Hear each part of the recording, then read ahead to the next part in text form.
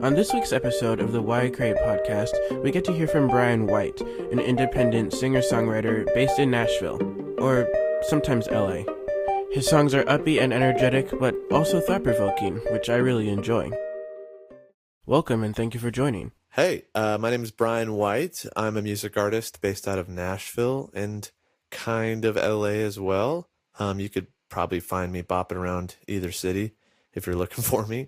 And I'm so grateful to be on. Thanks for having me. I create music. I write, produce, and perform music. And to be more specific, I think it could be considered pop. I think most boiled down, it would be under the pop umbrella. But my favorite term that's been coined about what I make was by a magazine. They called it Existential Inquisition pop.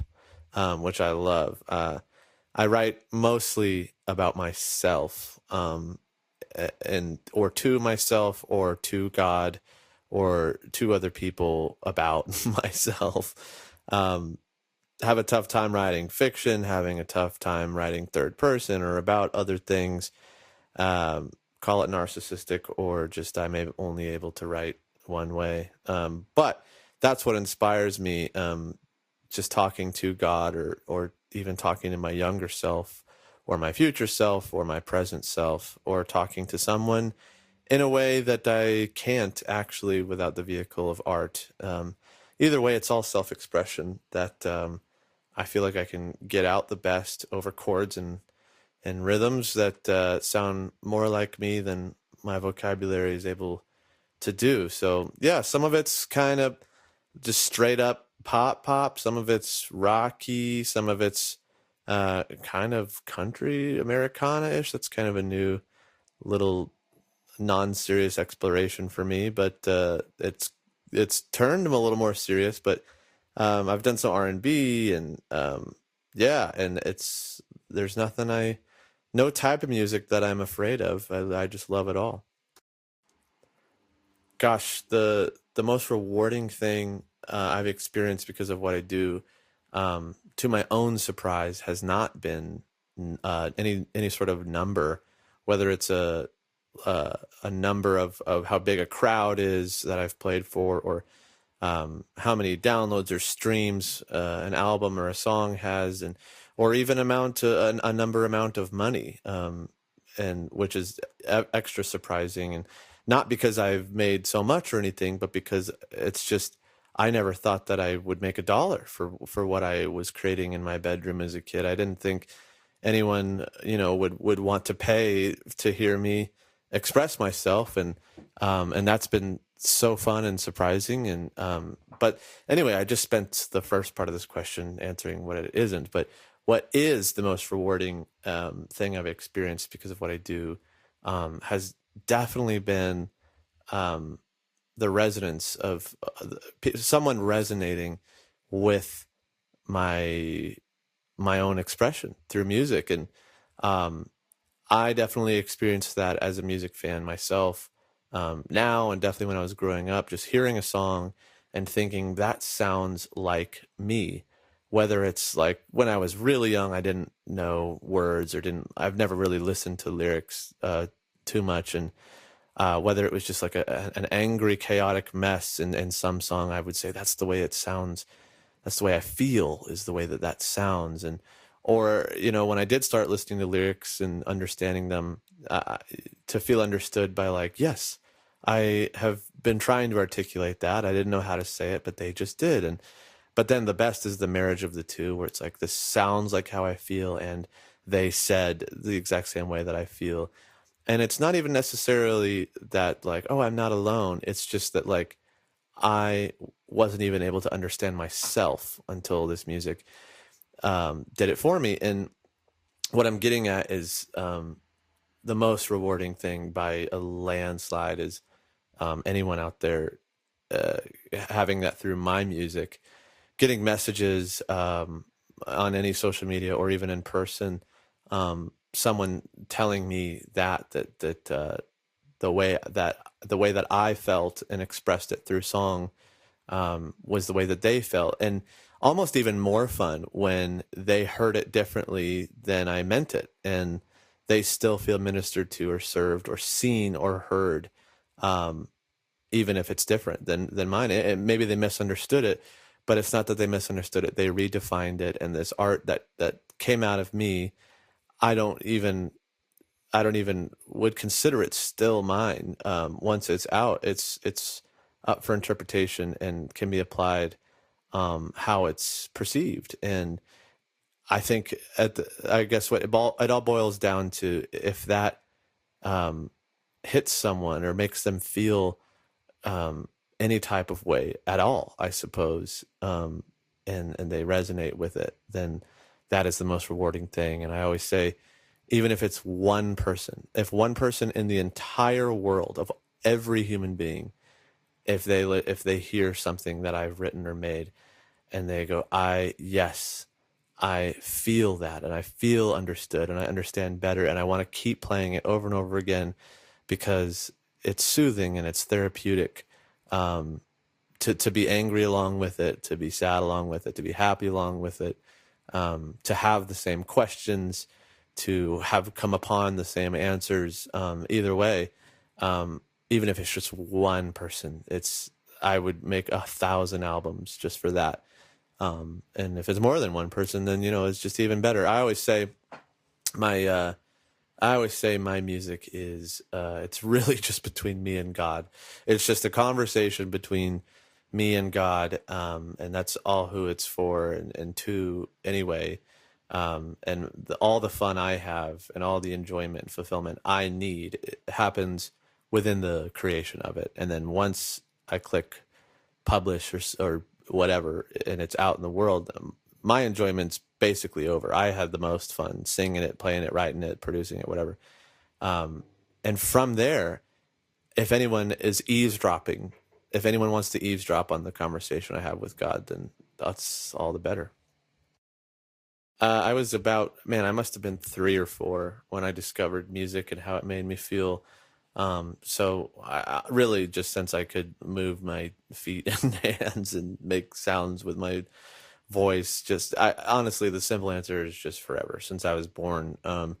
And the way that I found it was, since I was born, I was so moved by the sound of music, like harmony and rhythm, and I just felt attuned to it. And my parents were playing the Beach Boys in the living room speaker, and I was so compelled by just how beautiful these harmonies were, which I didn't know what harmonies were.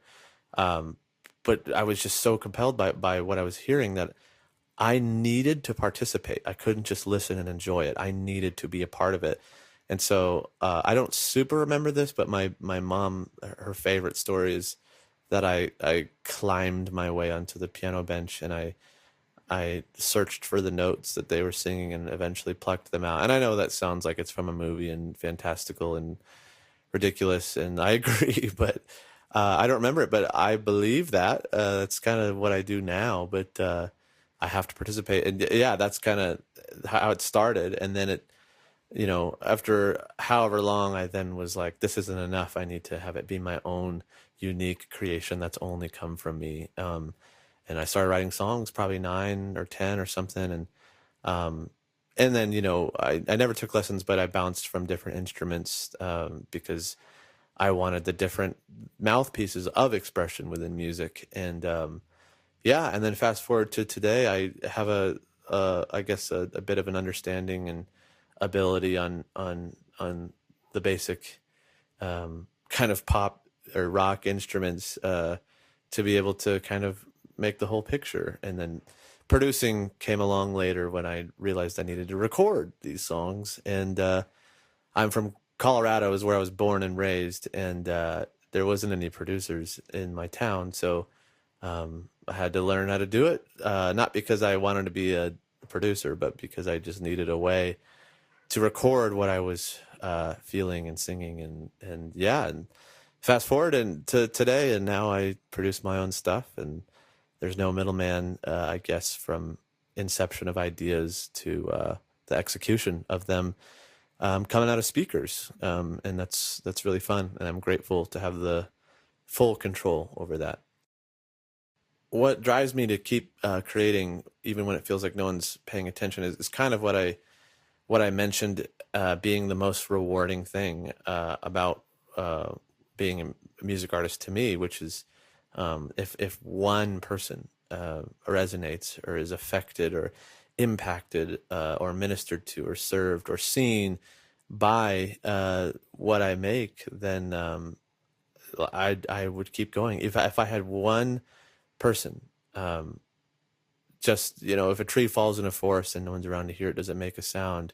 Well, if one person's around to hear it, it makes a sound. And I suppose, and that's what keeps me going. And there is maybe one, there are people out there that fall into that and are and enjoy and are impacted by what I do. And so I keep going.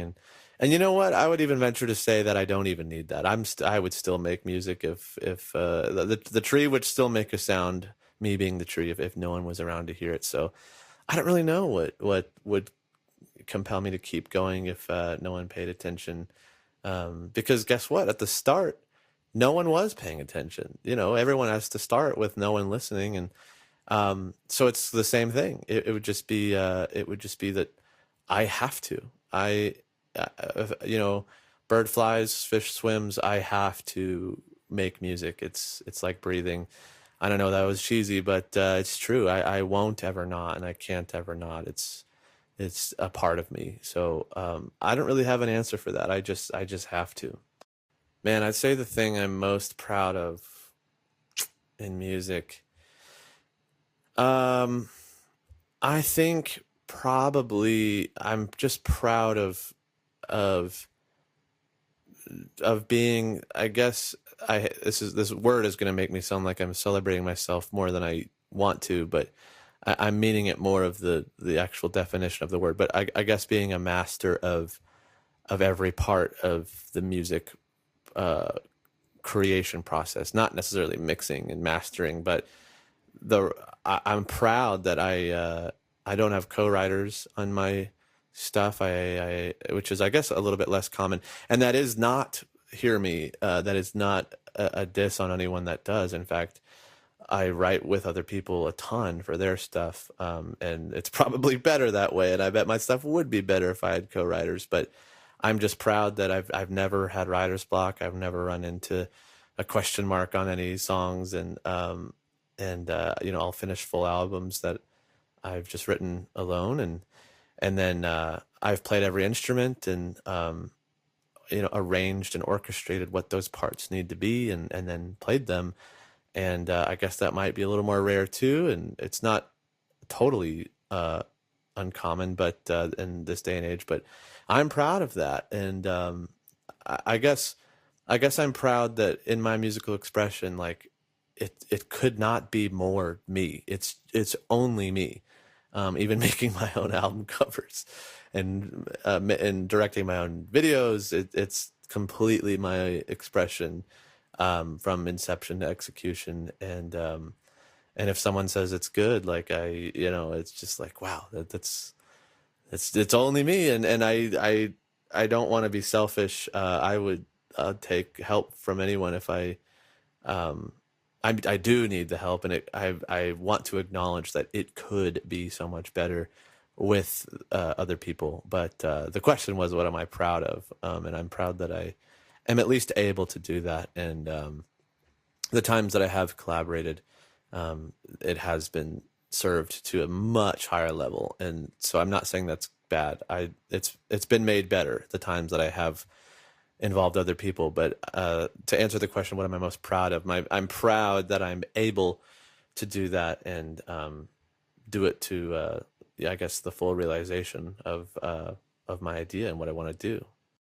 As far as experiences that highly influence my art, like specific experiences, I don't know if I could answer that. It's just every day, it's every season, it's every month, it's every year. I mean, obviously there are experiences that are a little, I guess, intentionally vague, that I write about because they're personal and private, and I would just say exactly what happened in my lyrics if I wanted to, but most of them are alluding to them. So certainly there are things in my life and traumas and very, very, very, very, very bad memories, and very, very good memories and experiences, that I pull from. But I don't know. I don't know if that's something I want to answer directly, but definitely experiencing God and beauty and sunsets and conversations and memories and times of life and innocence and youth and obviously love and romance. Not that I've had a ton of that, but that's inspired me. But learning more about God and myself and my place in this world, and other people, and but yeah, definitely some hard times and moments and experiences that have influenced me. Definitely some darker, more minor and intense songs are from experiences that match that, and happier, funner songs, maybe the same for those. I also love writing kind of sad songs to very happy music. That's always a fun juxtaposition. But yeah, so that's kind of my answer to that. Gosh, the events that led me to where I am in fame, um, fame being a relative term, kind of just grinding. I was just born in Nowheresville suburb of Colorado, Colorado Springs. There wasn't any music people around. My family, as far back as it goes, there's no one in any entertainment or music industry or business, and so it just kind of started from I'm writing songs, I have to, and I have to share them, and so they pop onto the internet because I was born into the internet age, and so we're able to do that, and then playing around the country, and because I have to, and slowly, with the exposure from the internet, social media, all this stuff, and then playing in front of strangers around the country to whoever will let me or hear me. Over the years, eventually built, I guess, whatever level of fame I have now. And additionally, I do want to mention people that dear friends that have, I guess, made their own fame in a similar way, but then have put me on blast in a way. And I guess bigger fish than me that are artists have shouted me out or worked with me, and fans of theirs have gravitated towards me. I guess I should probably shout them out. Jude and the Lion is a much bigger band, the greatest band in the world for my money's worth. They have believed in me. We've been friends like half of my life, and I might have gained a couple fans just being associated, having done songs with them, and same with my brother Chris Renzema. I would probably owe a couple listeners to my work with him, and that's just so nice, and so many others, and I'm grateful to them. But definitely those two pals, and then yeah, just kind of playing everywhere that I can, and the thing of where you release music and someone likes it, and they go, oh my gosh, check out this song, or they're in the car and they put something on, and their buddy goes, yo, what is this? And probably a few of those, and sharing it on social media and all the things. So not any sort of big break or American Idol story, but just grind and just slowly building, snowballing off of an audience. So yeah. Gosh, if there's anywhere that I want to be or dream to be, to answer that question, it would be where I'm supposed to be, whatever that means, because I don't know where I'm supposed to be, but I want to be there. Whatever God's will is, I want it to be that, rather than my own. And if it was my own, I mean, it would be in the every Hall of Fame, including NHL, NFL, NBA. Just kidding. But it would be, what I would want is to be have won the most Grammys of anyone ever, and to have sold the most albums of anyone ever, and blah, blah, blah. Of course. So, with that being pretty unrealistic, I just want to be kind of where I'm at right now, which is heard and enjoyed, and obviously more people listening and a bigger audience and bigger tours, bigger budgets for albums would be amazing. But if I'm supposed to be this or working at a gas station, then I want to be that. So that's kind of my answer.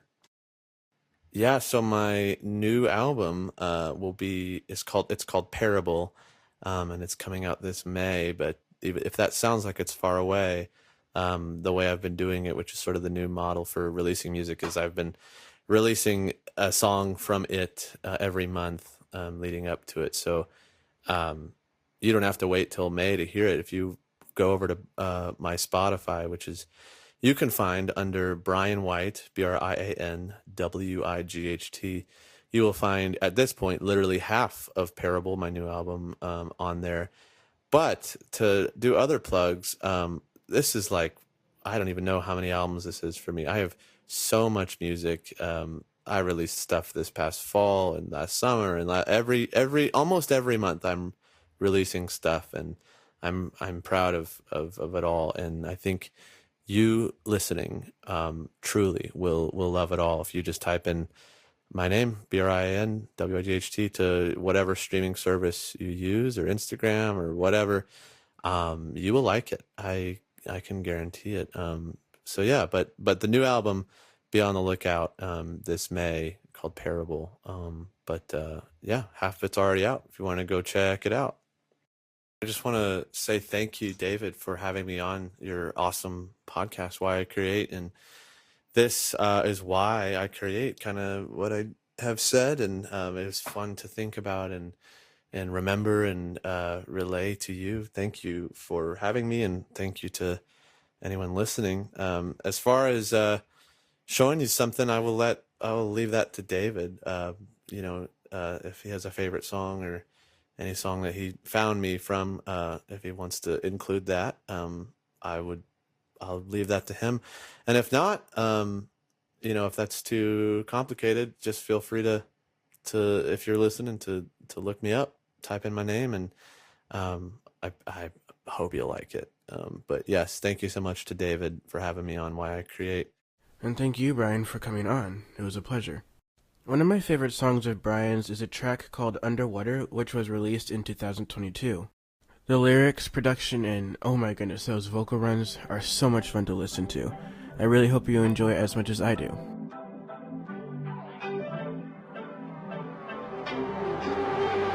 I just wanna go home, whatever home means, 'cause I just have a tendency of ruining things, I know. But I got really big dreams to make it all okay. But wait, is it too little too late? Is all of this only a beautiful mistake? Is there another way that I could change to make it all okay?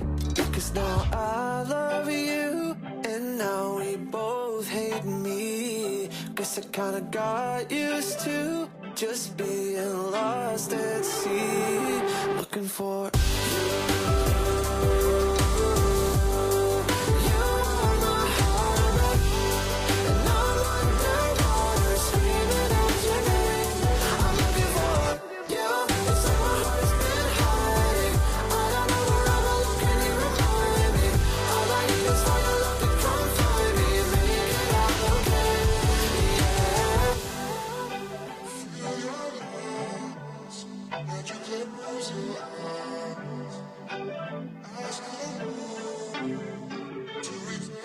I just wanna go back to when I went off course, but I don't have a map, so I don't know, of course. Or I could swim back to shore if I turn the other way.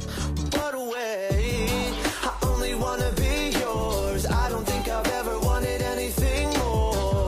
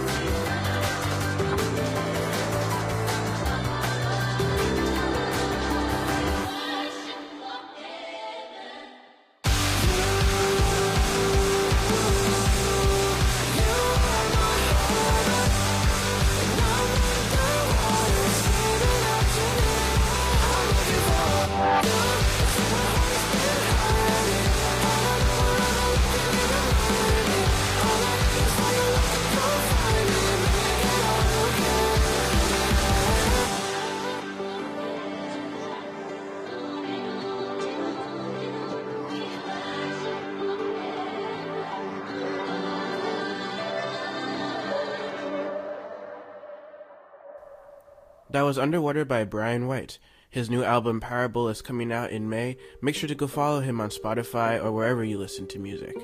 Thank you so much for listening, and see you in the next one. Or hear you. I mean, you hear me. Well, bye.